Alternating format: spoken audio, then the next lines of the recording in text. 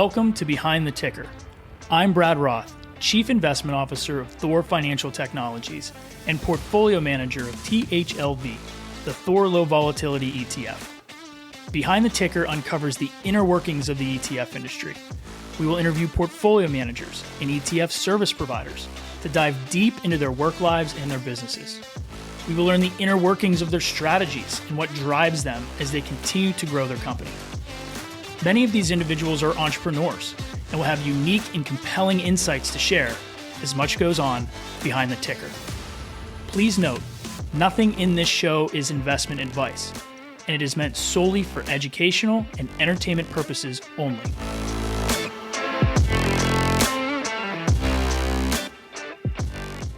Welcome to Behind the Ticker. Today we have Steve Cook. He is the head of ETFs at Harbor Capital. We talk about the business. They got their start by sourcing investment managers, then dove into the fund management business, managing mutual funds, CITs, and a handful of ETFs. Steve has a ton of experience, so it was nice to talk to Steve. We talked about NYSE floor listing, and we also talked deeply about their product HGER, which is a all-weather commodity ETF, a little bit more active and a little different take on commodity exposure. So without further ado, please welcome Steve Cook. Hey, Steve, welcome to the show. Brad, good morning. How you doing? Thanks for having me. I'm great. So before we get started, can you talk a little bit about your background and kind of your current role at Harbor? Sure. So currently I'm the head of ETFs for Harbor Capital Advisors and kind of oversee product selection, capital markets, and operations for the ETF business. I got my start in ETFs a long time ago when the NASDAQ launched the QQQ. BNY Mellon was selected as the trustee. And back in the early days of ETFs, before Reg NMS, exchanges created ETFs to drive volumes onto their exchange. But they didn't want to have the burden of a 40 Act fund with a board and register as an advisor and all those sorts of things. So they registered the early ETFs as unit investment trusts, and they passed kind of all the responsibility for operating the trust in the ETF onto the trustee. And so Bank of New York was selected as the trustee, and I kind of got a firsthand look across the board, operations of the investment management piece from an index perspective, of the capital markets and trading piece, because there was no centralized data repository. And so the folks trading these things on the floor would call you for information and updates on what changes the ETF may have made in the basket and those sorts of things. So you really kind of got immersed in the ETF ecosystem through that. And that's how I first got involved, and then had a number of roles within the ETF industry ever since. Yeah, no, that's really interesting. And before we kind of jump into more about Harbor and more about the ETF business, I always like to ask everybody, what do you like to do outside of the office? You know, any hobbies or interests? So I enjoy playing golf. I'm a big beach guy. So, oftentimes people talk about lakes or the beach. If I'm not within like 20 minutes of the beach, I twitch because I really like to go and just hang out and enjoy it. So that's when I get free time. But most of the time right now, I drive my kids around to competitive soccer tournaments and games. Yeah, I'm just entering in the world of soccer. I'm U7 girls right now, and I'm kind of dreading that step up into U8 where they start to travel and just consumes your entire weekend. Yeah, I'm at U17 and U15 right now, and so we're going all up and down the East Coast, and it's all kind of time consuming, but it's a lot of fun. I know it doesn't last forever; it goes by quickly, Brad. So enjoy it while you're doing it. Yeah, I love it. I got baited into coaching this year, and I was like, I don't know anything about soccer, but I think I can motivate kids. And I tell you what, it's like the most fun I have all week is kind of not yelling at, but cheering for, these girls during their games. It is a lot of fun. So, so can you talk about Harbor Capital and the types of services you all provide? Because it is a pretty interesting business as I kind of look into it. And so I'd love for you to kind of talk more deeply about Harbor and everything you guys do over there. Sure. So Harbor was formed initially as kind of the pension management arm of Libby Glass and a few other Ohio manufacturing companies 40 years ago. And it really focused on manager selection to manage the pension assets. And the executive team at Libby felt like they were doing such a good job, and the manager selection was so on point that they said, why don't you spin out and become a professional mutual fund firm as a manager of managers, selecting and finding asset management firms in niche areas and start mutual funds. And so they did that primarily for the first 35 years of Harbor's existence. They were a mutual fund shop that would go out and seek managers in specific asset classes and launch funds with them. And we had a lot of success doing that. We found we were the first to launch PIMCO in a retail, mutual fund structure. So if you wanted access to PIMCO, the only place you could get that was through a Harbor mutual fund. We have over a 50-year relationship with Jennison Associates, a fantastic growth manager that Harbor identified early on, and we have our largest mutual fund with them, Capital Appreciation. And so that's kind of the DNA of Harbor, is to go out and seek really strong managers in specific asset classes where you as a retail investor may not be able to get access to them. And that's what we did for 35 years. And then, as kind of the retail brokerage environment changed and shifted, Harbor first launched CITs about 4 years ago for the retirement market, and then made the decision to get into ETFs for more of the wealth market. As buyer behavior started to shift, you've seen a 10-year secular decline in investors' appetites for mutual fund and tilted more to ETFs. So we launched ETFs in September of 2021 with the same idea, bring really unique products to market for investors that they may not be able to get elsewhere, and certainly with managers they may not have access to elsewhere. Yeah, so that was the part that was interesting to me. So are you guys going out and sourcing managers, or managers coming to you? And can you maybe talk a little bit about that due diligence process if you know what it looks like? Sure. So it's a little bit of both. Initially, we had to go out and seek managers, for our first few ETFs. Once you've gained a little bit of success in the area, then you start to get managers who reach out to you with ideas. So it's a little bit of both. But either way, the same due diligence process is undertaken. We have an investment research team that goes out and looks at manager ideas and overall managers, and ensures that they have the capability and history of generating alpha for investors in any particular asset class. And so we're trying to look and make sure that whatever generated the alpha in the past is repeatable. Wasn't just some sort of benchmark hugging where they got a little lucky and tilted by some factor.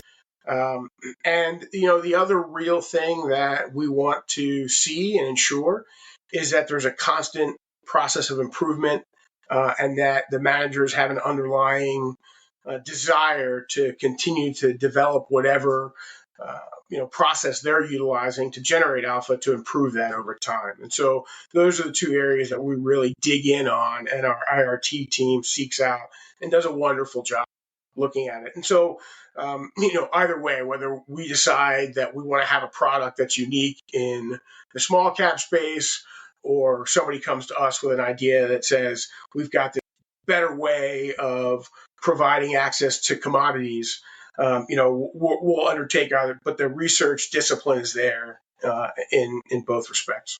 So can you talk about maybe the next steps there? So let's say you've sourced or found a manager that can run a unique strategy for you.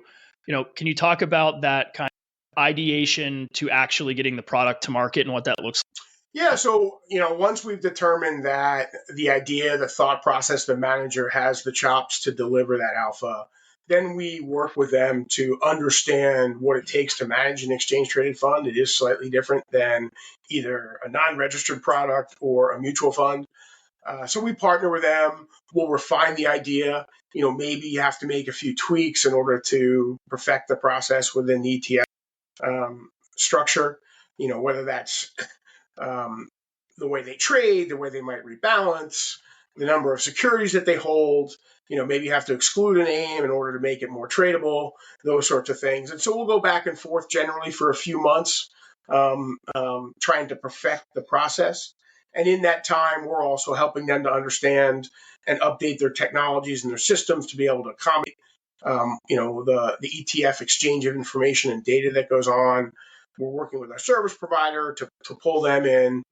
And then we're updating the necessary regulatory filings and exchanging information. And so all that generally takes, 3 to 6 months, working kind of behind the scenes. Then towards the end of the process, we're out seeking a partner from a liquidity standpoint, um, and an AP standpoint. Somebody has to help launch and seed the initial day one ETF. And so we have a number of partners that we try and focus on. We do try and keep that narrow, though. From an ETF perspective, as you well know, you don't want to have 15 market maker relationships for 15 products. It becomes unwieldy and very difficult. And so we seek partners for that, and then we prepare for launch. And then we start thinking about, how are we going to market this? How are we going to get the word out to advisors and the investing community that this product is coming, or when it does show up, what makes it unique? Why did we launch it? How does it fit into an investor's portfolio? And why we really think that there's a need for it. Yeah. And I definitely want to talk a little bit about that later, about how you guys are handling distribution and marketing. But you, Harbor was one of the first to decide to move to NYSE floor.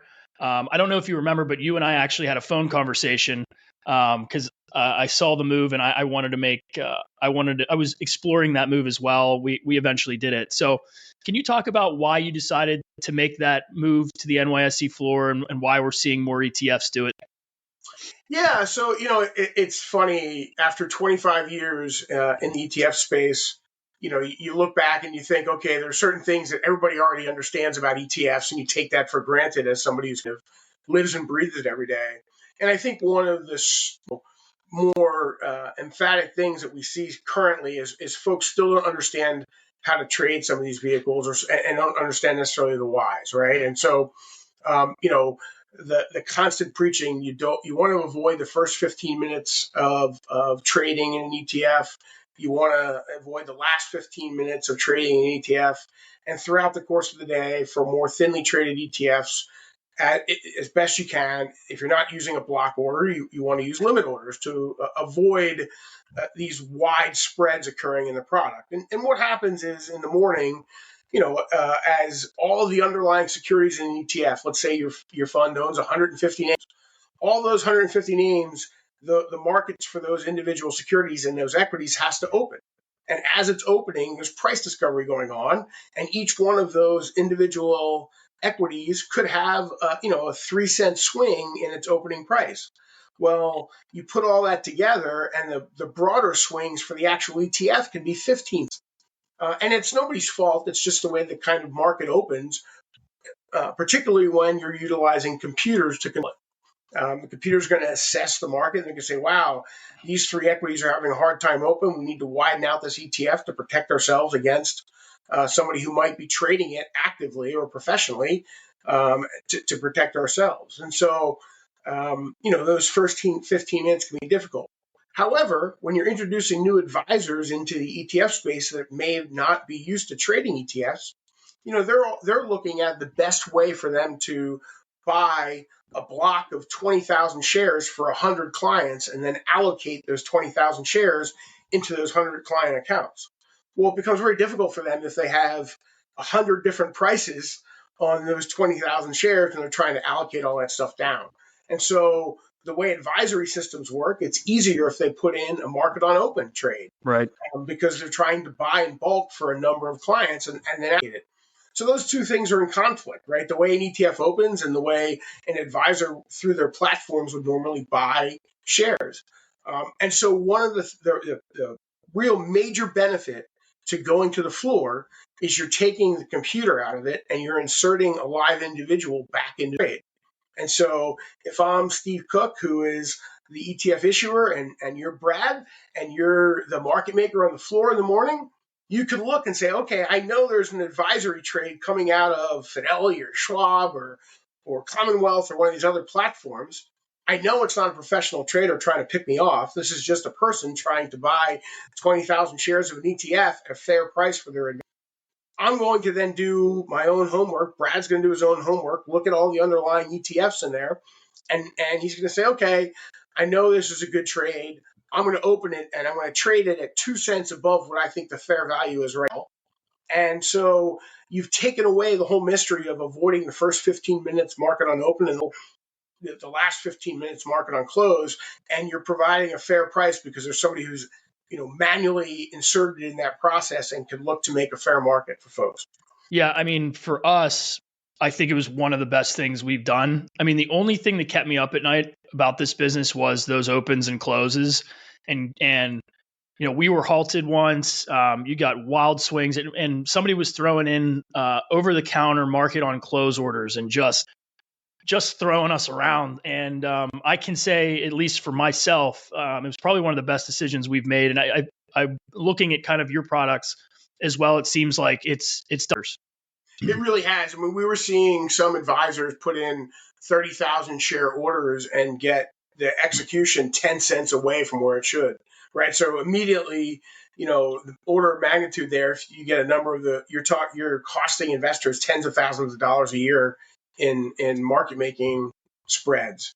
And it's not necessary. And so if we could pay a little bit more to have a human being inserted in the middle of that trade and save our investors money and make it easier for advisors to get in and out, because we have to meet advisors where they are. Obviously, it's better for them to trade that way. It's easier for them to trade that way for their clients. So we got to make sure that if they put in at 9:31 a market on open order or at 3:59 a market on close order, that they're going to get good execution. And by moving down to the floor, it really has done that. And we've seen it. There's been no trade that's done market on open above 3 cents on any of our ETFs that are on the floor now. And so I think if we start to encounter those trades more frequently in our other products, we'll continue to move more and more of our ETFs to the floor for a better client experience. Yeah, that's really what it's about, a better client experience. And, I couldn't see us launching anything that wasn't floor traded just because of how our products are and the size. But let's pivot. We're here to talk about HGER, HGER, which is a commodity all-weather ETF. So can you talk about what the ETF is trying to accomplish in the strategy? Sure. So, this is one of those firms that after we had launched a few products, our president, Christoph Gleich, had a relationship previously with some of the senior folks at Quantix. And they reached out and said, we've been looking at all of the products that are available to investors that invest in commodities and are meant to protect investors from it. And they're all based on BCOM or GSCI, Bloomberg Commodity Index or Goldman Commodity Index. And those particular indices weren't created for the purpose of protecting investors against inflation or giving investors exposure to these to help them during periods of inflation. They were created for manufacturing and other firms that use commodities in their daily business to hedge their businesses against, swings in commodity exposure. And so everything that's out there, wasn't purpose built for the reason it's being utilized. And we think there's a better solution that we can create for investors to give them exposure to commodities during periods of inflation that will protect the portfolio. And so that was kind of the genesis of the why. Now, the folks at Quantix Commodities, Don Casturo, Matt Schwab, and a number of other folks have a long history. Don ran the commodities trading desk for Goldman Sachs for 20 plus years. And all the people at Quantix were principals and partners or managing directors at Goldman Sachs from a commodities perspective. So these folks have a long history in trading and understanding the commodity market. And so they went about and tried to create the Quantix Total Return Commodity Index in order to, again, create an investable product that gives investors exposures to commodities, but does so in a way that's going to take the best advantage of the economic cycle and the commodities that get included in the index and the weightings, so that they're protected against inflation. So can you talk about some of the holdings that are in the portfolio and what investors will generally see it invested in? Sure. So the index can have access to up to 24 commodities. At the beginning of the year, the index committee at Quantix looks at kind of the economic weight of a commodity in the market, um, understands kind of the roll yield associated with all the contracts that are in the index itself, and tries to develop the index to optimize both the exposure and the liquidity along with the roll yield of the prevailing commodity included. And then the last piece is based on either scarcity or debasement indicators. They will increase or decrease exposure to precious metals, in particular gold. In general, you're getting broad exposure to petroleum and energy, heating oil, Brent, West Texas Intermediate, gas oil, some smaller but certainly present in grains and soybean products like corn and wheat, soybeans, soil, some softer commodity exposure in cotton and sugar. Right now, there's no livestock exposure, but there is a potential to have it. And then in base metals, copper, aluminum, nickel, zinc. And then, as I said, there's about a 30% current exposure to gold. And all of these things can be increased or decreased, again, depending on the outlook, the scarcity of those commodities, and whether there are signals of debasement or not. So is the portfolio active, or is it more of a rules-based kind of passive portfolio? So it's a rules-based passive portfolio, in theory, but in practice, the underlying index itself is what we would call actively managed. So Harbor, has a history and believes in active management. We do have some index, based ETFs, but even the ones that we look at that are index-based structurally, we think of them as active because we're actively managed in the underlying rule set within the index. And I think that's important, particularly with HGER. Although it's rules-based, there's enough dynamism in the underlying construction of the index, and there's enough input into the rules that define it that you're going to get quasi-active management within the index structure. So how often is that index kind of reconstituting itself and making changes? So it'll reconstitute in terms of the actual commodities that get included in the index on an annual basis, but it will rebalance itself on a quarterly basis. And so, the rules that govern debasement or scarcity get looked at on a quarterly basis, and you will dynamically increase or decrease allocations to all the commodities and gold based on what's happening in the market at that particular time and how the rules are interpreting the economic cycle. Got it. So when you're sitting down and you're talking with advisors about this product, where are you trying to fit this in terms of an overall model portfolio allocation? We think that investors and advisors, for a number of different reasons, have a structurally underweighted allocation to commodities in the portfolio most of the time. And in particular, over this last inflationary cycle, advisors and investors have been really underweighted to commodities. But there's a lot of reasons for that, right? Again, I think you look at the choices that traditionally advisors had to allocate to commodities, and there weren't really a lot of good solutions. There certainly weren't many solutions that allowed them to allocate to one product and get dynamic exposure to gold and none of the other offerings really took into account the potential for roll yield within the underlying commodity allocation. And so, for those reasons, in the past, advisors have a lot of bad memories and nightmares of previous allocations to commodities for their clients. And so they generally tried to shy them a little bit. And so, our conversations are all around this is why this is a better product. This is why we kind of constructed it the way we did. You're going to get a natural allocation to gold when you need it for your clients. You don't have to worry about trying to time the market. The index itself will increase during periods of debasement, decrease when there's really scarcity, which means not enough commodities to go around. But it will provide you with the comfort to know that you're going to get that allocation of commodities to protect your investors' portfolios against inflation. And it really has worked, right? If you look at the last 18 months of HGER being, it's done what it said it's going to do. It's outperformed almost all other commodity indices and products that are on the market, and done so in a way where it's dynamically increased or decreased its allocation to gold. That's kind of helped them. And so our argument is, you should probably have an allocation of around 6 to 8% of your client's portfolio in commodities. Maybe a little bit higher right now because of the threat of inflation. Doesn't always mean you have to, but you can continue to hold this throughout other cycles because of some of the other base metal and manufacturing that are in there.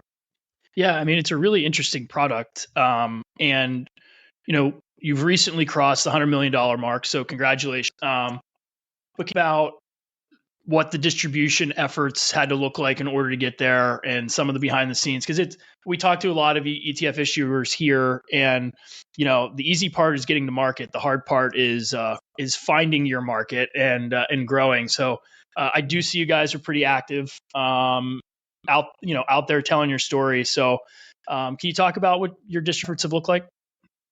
Yeah, so as well as anybody that there are kind of stages to the distribution process for an ETF, right? As you articulated, the launch is the easy part. Getting the first couple $1,000,000 in there seeding it's very easy, and then it just really becomes a challenge to get to certain breakpoints or levels where your product can become more available across more platforms, and so the magic is trying to identify advisors who don't have cumbersome gates that won't allow them to invest in a product early on in its life cycle if they think it's a good product and if it adds something. And so you have to work to find investors and advisors who will jump in early on your products. That's 0 to 25 million in assets, because many of them simply won't talk to you if there's a $2 million that's yours in there and it trades 2 shares a day. And so you just kind of have to continue to tell the story. We've launched our ETF products and built out our sales team kind of at the same time. We had a much smaller wholesaling team, an internal wholesaling team, and we've kind of built that out as we've launched the product, and it's been good. We've identified some of those early advisors who are willing to jump in early. You got it to 25 million. Then you add, more advisors who really like the story, and you're telling it constantly in the market and just going back to them and say, okay, when you hit 25 million, come back. I'll be interested in doing it. And they might allocate a little bit at that point, right? And then it's hand-to-hand combat to 50 million. And then once you get to 50 million, more of the independent platforms and will allow you to talk to their advisory network about it, and then you'll start showing up. And so you just add a little bit, and then as you know, the magic number is $100 million. Once you've reached that $100 million threshold, now all of a sudden you can get on some of the larger, more nationally recognized distribution and advisory platforms, and then you really have a chance to that story that you've been telling for 18 months all of a sudden becomes a little bit more real. And these folks have been saying, okay, I've told you, when you get to certain levels, you can come back and talk to me. And now all of a sudden, the pipeline, the opportunity pipeline kind of explodes because you've been telling the story for 18 months. People see it working, but they're waiting for that period of time where they're able to actually go in, and now you're starting to see that. So this is where it really gets exciting, Brad. You know what I mean? You're starting to see kind of folks say, okay, you got to the $100 million number. Now I'm going to allocate, and our opportunity pipeline has really grown quickly. Yeah, no, that's great. I mean, we're kind of at that same threshold now, and it's funny, trying to solve the business uh, scale issues as you start to grow, right, and institutionalize the business a little bit more, and trying to find salespeople. So it is a fun business. But again, congratulations. And before I kind of let you go, you guys have a full suite of product. There's a lot of them, so we don't need to go through them all. But what other ETFs or products may be set up well kind of currently that advisors should be looking at the environment that we're in? Yeah, so we have an international equity product, ticker's OCSEA, run by a firm out of Europe called C Worldwide. Really interesting international ETF. They have a defined process. They have a competition for capital, as they call it. They will only ever own 30 stocks in the portfolio. So it's a nice concentrated. These are large global businesses that when you look at it, you really want to own. You want to have exposure to as folks are seeking out returns and uncorrelated returns, looking at international products that are own businesses that you want, not just for diversification, but because they're really well run. And C Worldwide looks at it as international compounders. So folks and management teams that kind of compound the success of their business over time by reinvesting the capital or good stewards of capital. So that's a really interesting portfolio, showed really strong returns over the last 12 months, and we just hit a 12-month mark there. So we're really excited about OS as a product. And then our two other larger equity portfolios, WIN, which is a large cap growth ETF that we've launched with Janus and Associates, and GDIV, which is a growth dividend portfolio that we launched with our partners at Westfield. That was actually a mutual fund that we converted, so it's a long track record there. But if you combine those two ETFs in the investor's portfolio to offer kind of the growth aspect along with the defensive equity portion of it, those are really nice complements when you kind of put the portfolios together in a client's portfolio. So, we're really excited about, as you noted, all the ETFs that we have, but we think those four in general provide a really nice set of core holdings for investors as they look out the next 24 months through the various kind of business cycles that we could see, whether it's higher for longer or, a soft landing. Combining those four in the right allocations provides investors with a unique set of returns that we think are going to be really good for investors' portfolios. Yeah, that's great, Stephen. We'll have to have either you or somebody else from your team or one of your asset managers back to talk about a couple of those products. And you guys keep innovating, so I'm sure we'll have you back. But before I let you go, I just want to say thank you for doing this. And where can people learn more about all funds over there at Harbor? Brad, again, thanks for having me on. It's always a lot of fun to talk about ETFs. We all have a lot of energy and enthusiasm for the space, and so I constantly love to talk about it. But you can find out all the products that we have listed on both the ETF and mutual fund side at harborcapitaladvisors.com. Excuse me. Great. Well, again, Steve, thanks so much, and hope to see you soon. Thanks, Brad.